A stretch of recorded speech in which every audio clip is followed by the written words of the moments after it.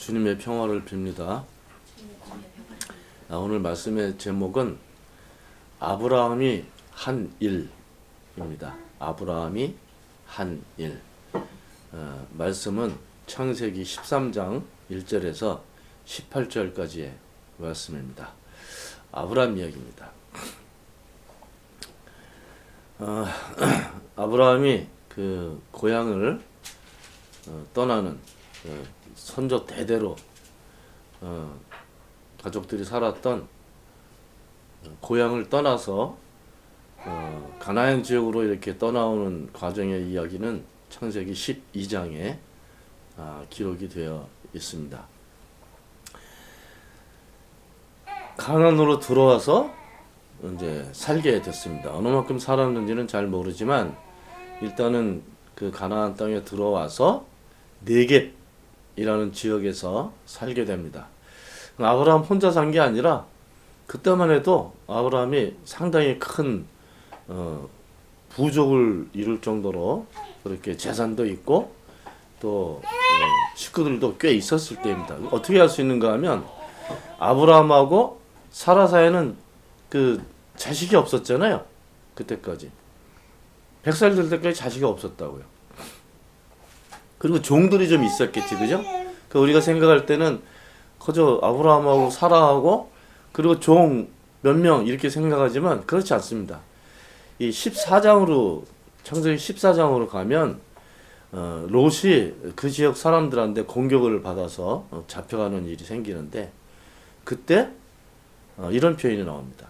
아브라함은 자기 이 부족 안에서 식구들 안에서 자라서 훈련받아서 이렇게 군대로 세운, 그러니까 사병이 있었던 거예요. 개인 병사들. 그 병사가 약 400명 정도 이렇게 있었던 것으로 기록이 되어 있습니다. 그래서 상당히 큰 부족이 된 거예요. 그 창세기 13장을 쭉 읽어봐도 그 네겝 평야에서 살면서 아브라함은 이 짐승들과 가축들 그리고 금, 은이 많은 그런 부자가 되었다. 이런 기록이 있습니다. 굉장히 아주 크진 않지만 그래도 어느 정도 부족을 이끄는 그런 부족장처럼 되어 있는 모습인데, 그리고 또 롯이 누굽니까? 롯은 아브라함의 유일한 혈육, 그 고향 땅에서 나올 때 같이 나왔던 조카. 이 롯도 그 네겝 지역에서 살면서 어느 정도 부를 이루게 됩니다. 그 네겝 지역은 이런 사해 근방이나 이런 갈릴리 호수 근방이나 여기하고 좀 다르게 평야 지역입니다. 거기는. 그래서 거기를 평야라 그랬고, 그 당시에 베두인들, 유적민들은 그 네겝 평야를 중심으로 해서 이동을 하면서 가축들을 길렀습니다. 그 네겝 평야의 그 중심에 소돔과 고모라. 소돔과 고모라는 그 당시에 그 주변 도시국가들보다도 성읍들보다도 매우 발전되어 있는 그런 국가였습니다. 그 지역에서 그 당시에 제일 발전된 국가는 블레셋. 블레셋. 이 큰 나라들, 에집트나 이 아시리아나 이런 지역의 큰 국가들은 뭐 여전히 큰 국가죠. 그렇지만 그 가나안 지역에서 그래도 꽤 힘있는 그런 국가는 블레셋. 블레셋은 히타이트족 후손이라고 그랬죠. 히타이트족은 청동기 시대, 철기 시대 그 중간에 살았던 그런 부족입니다. 그 철기, 초기 문명을 가지고 있었던 그런 국가라서 군대도 강하고 힘도 있는 그런 국가였습니다. 사실은 그 하나님께서 이스라엘 백성들을 출애굽시키셔서 처음 이렇게 모세가 책정했던 그 가나안으로 가는 길은 그 블레셋을 지나서 가는 거였어요. 그러니까 지중해 그네를 쭉 따라서 가나안으로 가는. 왜냐하면 그 길이 제일 가까운 길이니까. 나일강 하류에서 바로 넘어가면 되니까. 근데 하나님께서 그 길로 인도하시지 않고 광야길로 빼십니다. 시내산이 있는 광야길로 경로를 바꾸십니다. 홍해바다를 건너서 광야로 들어가게 하신 거예요. 그 이유가 성서에 기록되어 있는데 혹시 블레셋 그 강한 군대를 만나가지고 가나안에 들어가기 전에 용기를 잃을까봐 이 광야길로 인도를 하셨다. 이제 그런 기록도 있는데 그 정도로 블레셋은 그 당시에도 좀 알려진 그런 자그마하지만 좀 강한 국가였던 거죠. 그 네겝이라는 지역은 그 당시에 제일 기름진 평야 지역이었습니다. 거기서 아브라함하고 롯 가족들이 같이 살았던 거죠. 그런데 다툼이 일어난 겁니다. 왜 다툼이 일어났을까? 가축들 때문에, 가축들 때문에 그 다툼이 일어났어요. 왜냐면 가축들 먹을 풀은 있는데 문제는 물을 먹여야 돼, 물을. 근데 그 지역에는 우물이 흔치 않아요. 우물 하나가 결국 그 부족의 재산이에요. 우물 때문에 전쟁도 하고. 결국 아브라함 그 종들하고 롯의 종들 사이에 다툼이 일어난 이유는 우물 때문에 일어난 겁니다. 가만히 보니까 이 다투며 사는 게 좋지 않겠다 생각해서 아브라함이 롯에게 이렇게 제안을 합니다. 야, 우리가 한 가족인데 식구인데 맨날 이렇게 다투며 살 수 있겠냐? 우리가 식구지만 떨어져서 살자. 그게 더 낫겠다. 다툼의 원인을 제거하려고 그랬던 거죠. 아브라함은. 그래서 제안을 합니다. 롯에게 야, 네가 선택을 해라. 네가 동쪽으로 간다 그러면 내가 서쪽으로 가고, 네가 서쪽으로 간다 그러면 내가 동쪽으로 가겠다. 롯이 어떻게 결정합니까? 좀 머리가 좀 비상했던 사람 같아. 자기가 좋은 땅을 선택합니다. 우리 동양적 사고 같으면 좀 그래도 삼촌이 어른이니까 삼촌이 먼저 결정하세요. 이렇게 얘기할 것 같은데 자기가 딱 결정하는 거죠. 딱 보니까 다녀보니까 알거든요. 어디가 좋은 땅인지. 아유, 삼촌 내가 이쪽으로 갈게요. 그래서 결국 네겝 평야 쪽으로 롯은 이동을 하고 그 아브라함은 그 반대편인 좀 거친 땅으로 이렇게 들어가게 됩니다. 가나안 지역으로 들어갔다 이렇게 표현된 것은 좀 거친 지역이에요. 그 유다 광야도 좀 있고 산골짜기도 좀 있고. 만약 상상을 하면 인간적으로 이렇게 소설을 써보면 아브라함이 좀 그래도 좀 울적했겠다 싶어요.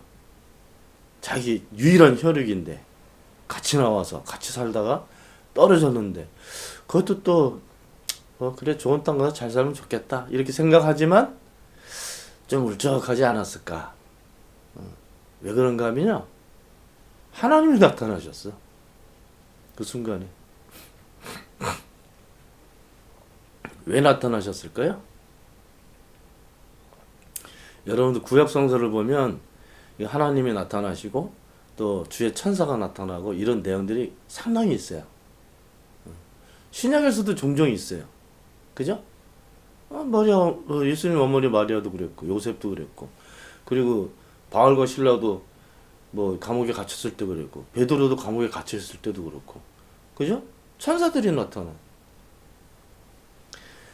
근데 가만히 보면요, 이 천사들이 나타나든지 뭐 하나님이 모시든지 뭐 어떻게 하든지 그 순간에 사람들의 삶의 모습이 아주 잘 나가거나 아주 행복하거나 그럴 때는 안 나타나십니다. 희한해. 뭔가 걱정스럽고, 뭔가 두렵고, 뭔가 고통스럽고, 뭔가 안 되고, 뭔가 빗나가 있고, 그럴 때 나타나신다니까요. 희한하지, 그죠? 베드로 감옥에 갇혀있을 때 나타나시잖아요. 그냥 좋게 군중들하고 있을 때는 안 나타나신다니까요.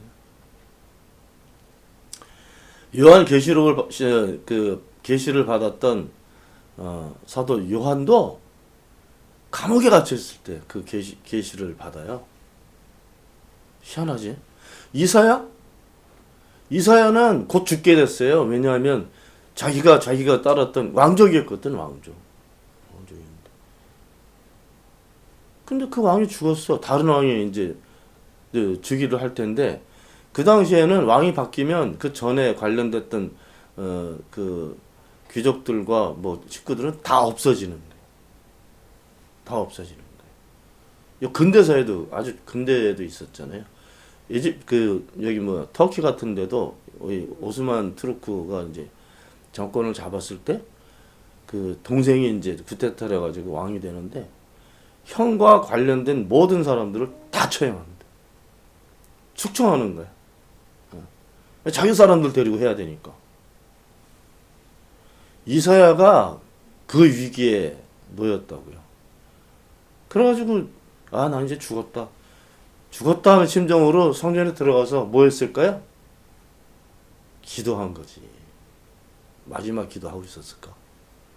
그때 그 환상을 보게 된 거죠. 희한해. 하나님께서 나타나셨다. 그러면 이렇게 짐작하면 됩니다. 우리 상황이 안 좋구나. 우리가 잘못 가고 있구나. 우리에게 정말 필요한 게 뭐가 있구나. 그 셋 중에 하나예요.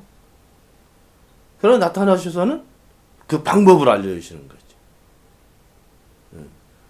역경과 고난과 죽음과 공포의 그 상황을 넘어갈 수 있는 방향을 알려주시는 거죠. 하나님 똑같아요. 오늘 아브라함에게 나타나신 것도. 그 아브라함이 이제 식구들하고 떨어져 사야 되니까 슬픈 마음도 있었을 것이고, 또 조카가 저렇게 해서 좀 인간적으로 서운한 마음도 있을 것이고, 여태까지 살았던 그 지역은 이제 못 들어가니까 이쪽 다른 땅을 또 개척을 해야 되는 그런 어려움도 있을 것이고, 뭔가 상황이 좋지 않을 때, 그때 하나님께서 아브라함을 찾아오신 겁니다. 근데 저희들이 살 때도 정말 견디기 어려운 그런 상황이 되면 그냥 기도하세요. 어떻게? 하나님. 이게 왜 중요한가 하면, 뭐 기도는 뭐 내용이 막 아주 많아야 좋다고 생각하잖아요. 여러분도 그렇게 생각하죠? 뭔가 이렇게 목적이 있고, 뭔가 이렇게 내용을 가지고 해야 된다고 생각하는 거 아닙니까? 저도 이제 한국에 있을 때 이런 기도 같은 거 많이 해봤지.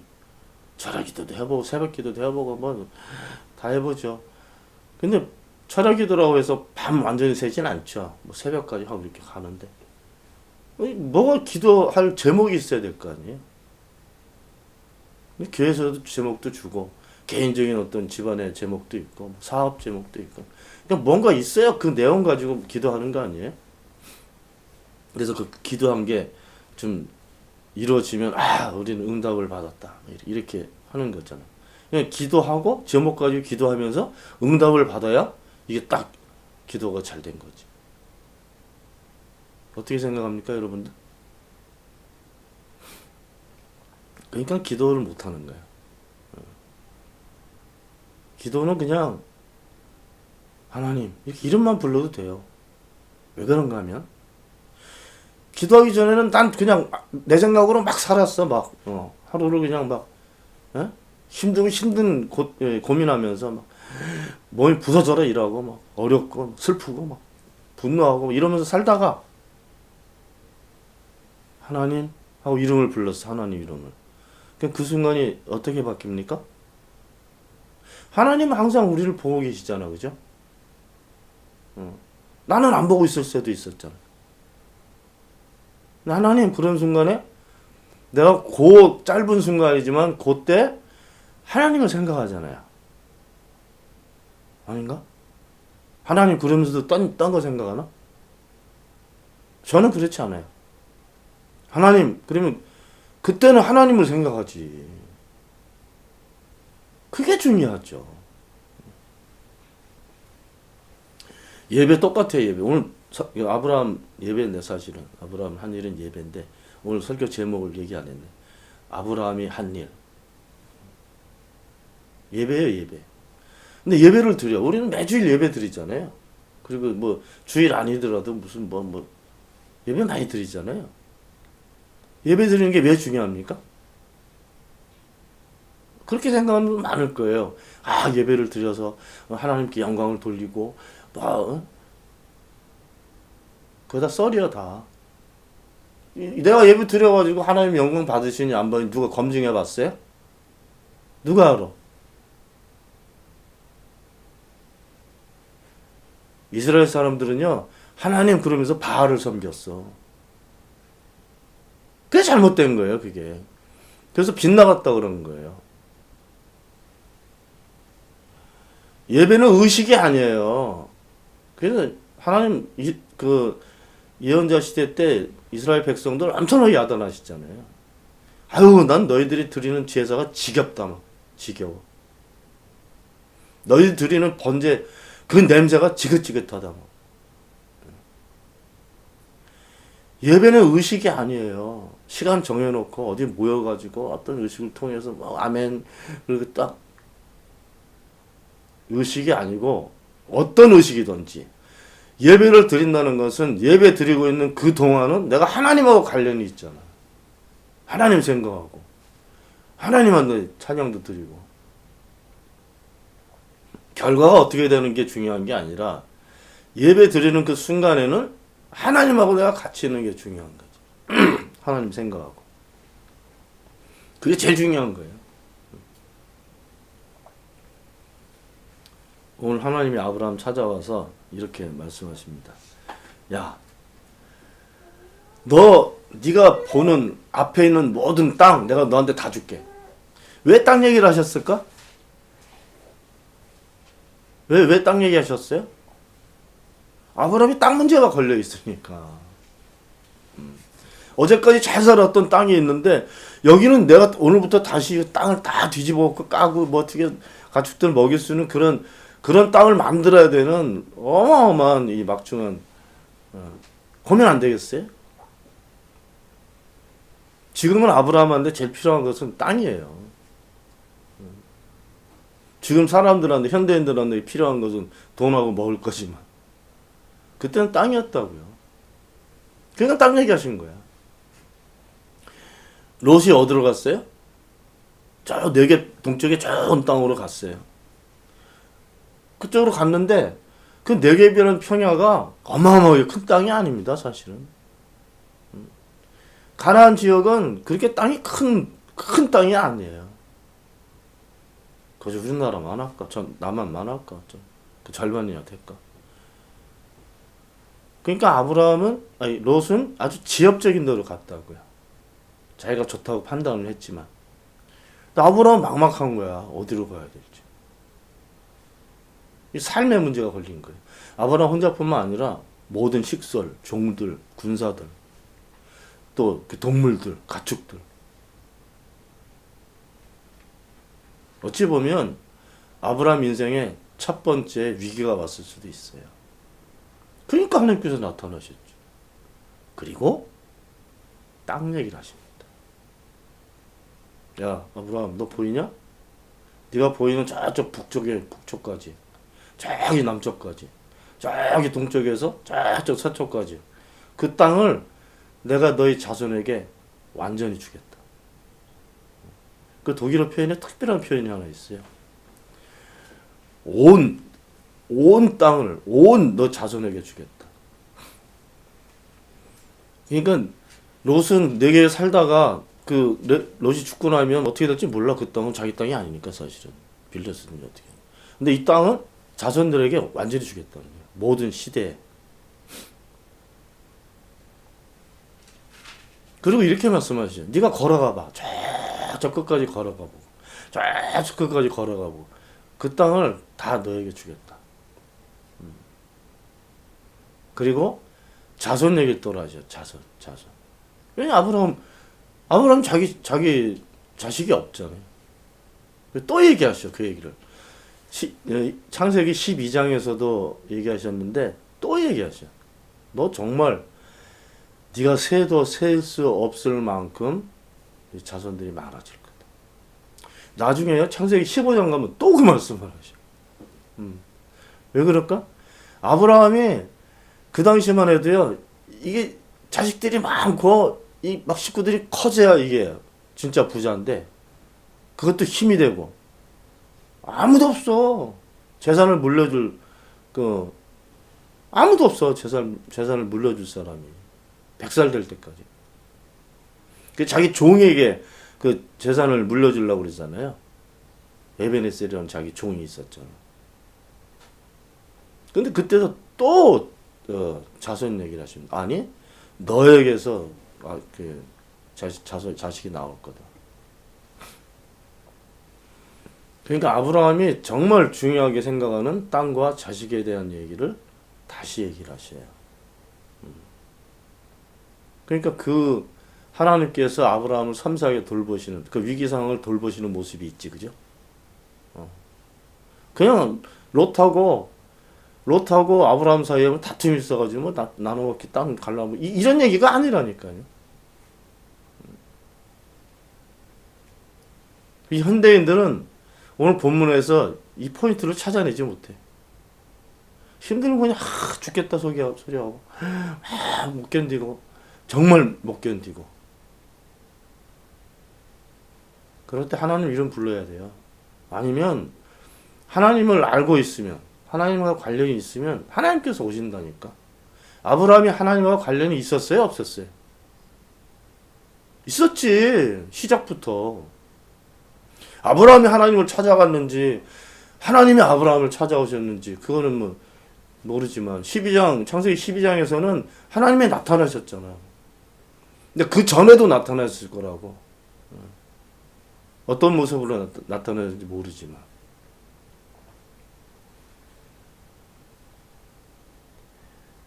아브라함이 하나님하고 관련을 가지고 살았다 하는 것을 직접적으로 확인할 수 있는 부분이 있습니다. 그게 뭔가 하면 아브라함이 고향을 떠나서 이제 가나안으로 딱 들어오면서 어디로 와요? 처음에? 베델하고 아이라는 조그만 성이 있는데 그 사이 어딘가에 정확한 데는 모르죠. 왜냐면 지명이 정확하게 안 나왔어요. 그 마무렛? 뭐 어딘지 몰라 지금도. 그렇지만 상수리 나무가 많은 곳. 상수리 나무가 뭐예요? 도토리 나무, 참나무. 그게 많은 지역 이렇게만 나온다고요. 근데 거기에 장막을 쳤어요. 그럼 거기서 어느 정도 살겠다고 이렇게 그러는 거 아니에요? 이목민들은 원래 여기 장막 천막을 쳤다가 또 이동해서 다른 데 쳤다가 이렇게 이동하면서 사는 거 아니에요? 처음 장막을 쳤던 그 가나안 들어오면서 처음 장막을 쳤던 곳에서 아브라함이 한 일. 설교 제목이 있죠? 예배를 드렸어.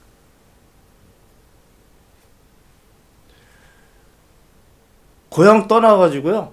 가나안까지 올 때는 다른 사람들 사는 거하고 똑같아. 거기는 거친 땅을 걸어서 와야 되고 거기서 가축들 데리고 다 오면서 고생해야 되고 그리고 위기도 만날 거고 그렇죠? 다른 부족하고 다툼도 있어야 되고 다툼도 많이 하잖아요. 이집트까지 내려갔다 오고 그 당시에 사는 모든 사람들하고 똑같은 모습으로 살고 있는 아브라함 모습. 거기까지는 차이가 별로 없어요. 그것만 기록해 놨다면 이건 뭐? 이거 역사 얘기도 아니고 뭐 아브라함 개인적인 개인사도 아니고 뭐 그게 뭐가 중요합니까? 정말 중요한 것은 아브라함이 한 일이에요. 그게 뭐라고요? 제단을 쌓고 하나님의 이름을 부르며 예배를 드렸다. 창세기 12장부터 14장까지 사이에 여러 차례 예배 드리는 얘기가 나옵니다. 오늘도 제일 마지막 절 보세요. 제일 마지막 절 18절 창세기 13장 18절 아브라함은 장막을 거두어서 헤브론의 마므레 곧 상수리 나무들이 있는 곳으로 가서 거기에서 살았다. 여기까지만 딱 끝났으면 그렇게 이동해 살았나 보다. 이런 어떤 역사적인 얘기밖에 안 돼. 그 다음이 중요하죠. 거기에서도 이 부사구가 좀 특이하지 않아요? 이 처음 있는 일이 아닌 거예요. 그죠? 이거를 우리가 이 추리를 해보면 다른 곳에서 했던 것처럼 이런 거죠. 다른 지역에서 했던 것처럼 이거 같은 의미예요. 이게 거기에서도 이 표현이 뭐 했어요? 그가 누구예요? 아브라함. 주님께 제단을 쌓아서 바쳤다. 뭡니까? 예배드린 거예요.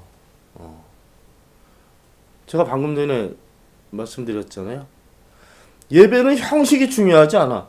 아브라함은 예배당이 없었다니까요. 없었어요. 이스라엘 백성들도 광야 생활할 때는 천막에 그 법궤를 모시고 있었다고요. 아브라함이 혼자 제단을 쌓았어. 여러분도 생각해 보세요. 뭐 했겠어요? 돌 몇 개 이렇게 돌 몇 개 이렇게 쌓겠지.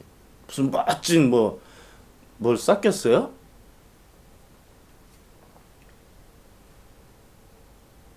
장소도 거기가 어딘지 몰라.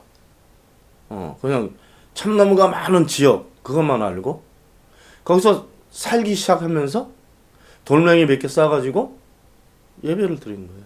예배 어떻게 드렸을까? 다른 부분에 보면 하나님의 이름을 부르며 예배를 드렸다. 이렇게 기록되어 있어요. 없어 아무것도. 이게 아브라함이 한 일이에요. 근데 이게 왜 중요해요? 그 예배 드릴 때 아브라함 고향 생각하고 있었을까요? 아니면 롯하고 싸웠던 그 얘기를 그 생각을 하고 있었을까요? 아니라니까. 아브라함은 자기가 혼자 드렸던 사라하고 둘이 했던 아니면 다른 종들하고 같이 했던 하나님하고 예배드리는 그 시간에는 하나님하고 같이 있었던 거지. 관계가 있었던 거지. 뭐 사람들처럼 이렇게 똑같이 서가지고 뭐 이렇게 만났는지 그건 잘 모르잖아요. 근데 틀림없는 건 예배 드리는 그 순간에는 하나님하고 관계가 있었다. 그거죠. 아브라함이 한 일은 하나님께 예배를 드린 일이었고 하나님께서 하신 일은 아브라함에게 가장 중요한 것을 살펴서 그 문제를 해결해 주신 거예요. 하나님 하신 일하고 아브라함 한 일이 달라. 예전에 아브라함한테 찾아오셨던 하나님 지금도 살아계신 분입니다. 설사 우리가 처해 있는 어려운 상황에서 우리가 하나님을 찾지 못한다 그래도 형식은 몇 개 있잖아. 우리가 할 수 있는 게. 기도, 예배? 꼭 예배당 가서 해야 되는 거. 어찌됐든 하나님을 생각할 수 있는 그 포인트가 있으면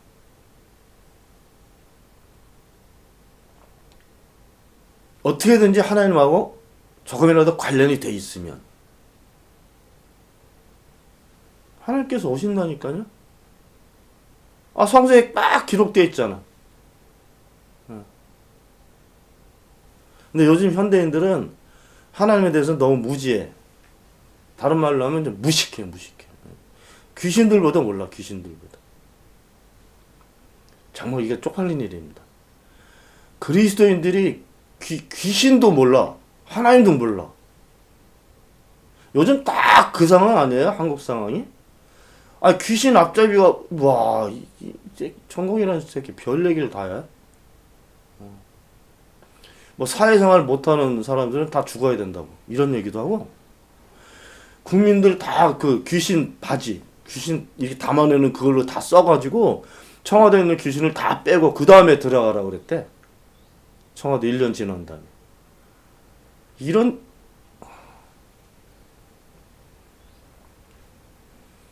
귀신을 섬기는 놈들보다 그리스도인들이 정말 말이 됩니까? 아브라함이 한 일을 기억을 해서 그것만 해도 충분히 하나님과 관련되어 있다는 것을 알고 살 텐데. 그럼 지금 모른다는 얘기는 뭐예요? 예배고 기도고 무슨 교회적인 행사고 다 그 필요 없는 거라는 얘기잖아. 필요 없는 일을 하면서 산다는 거잖아. 왜 세상에 귀신판이 돼도 아무도 얘기하는 목사나 교회가 없어. 이게 망전하는 거예요. 이스라엘 백성들이 하나님 성당 성전을 들락날락하면서 바알신과 아세라 수없는 이방 신들을 섬기고 살았기 때문에 망한 거야. 빗나갔다는 얘기는요, 하나님이 아닌 다른 신을 신적으로 갔다는 얘기예요. 그것 때문에 망한 거예요, 이스라엘이. 그것 때문에 포로로 끌려갔고 결국 망했잖아요.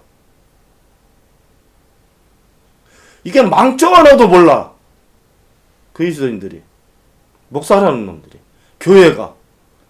교인이 뭐 3,000명, 2,000만 뭐 이렇게 되면 뭐합니까?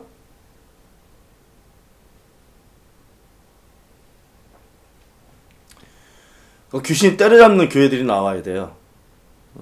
목사도 최소한 귀신 정도 때려잡을 수 있어야지.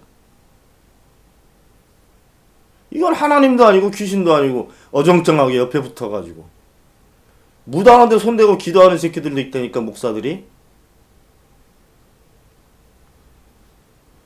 그 목사가 기도했으면 그 무당 안에 있는 그 귀신이 나갔어야 돼요.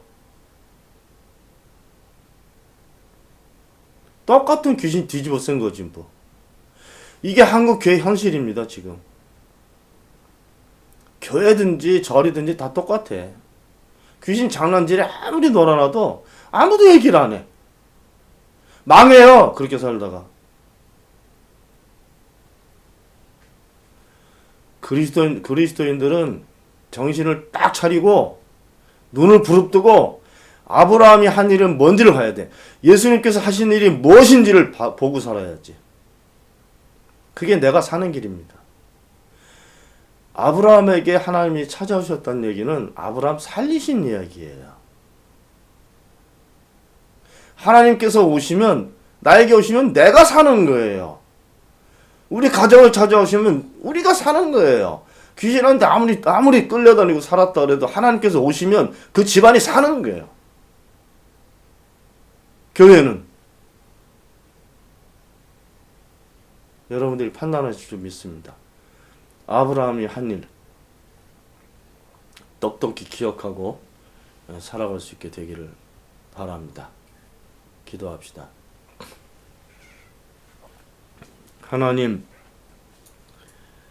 먹고 사는 문제로 요즘처럼 힘들게 사는 경우도 드물고, 잘 사는 사람들은 잘 살지만 못 사는 사람들은 정말 못 사는 그런 비현실적인 세상에서 사람들이 살면서 지쳐서 소망을 잃고 절망 가운데 살아가지만, 그래도 주님의 이름을 부르는 사람들이 곳곳에서 일어나서 하나님과 관계된 것을 보이며 그 사람들을 통해서 하나님께서 역사하시는 것을 다른 사람들도 보는 그런 세상이 올 수 있도록 인도해 주시기를 바랍니다.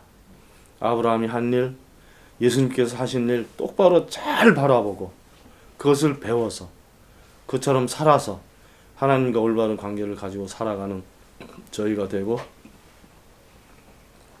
모든 그리스도인들이 되게 도와주시기를 바랍니다. 우리 주 예수 그리스도 이름으로 기도하옵나이다. 아멘.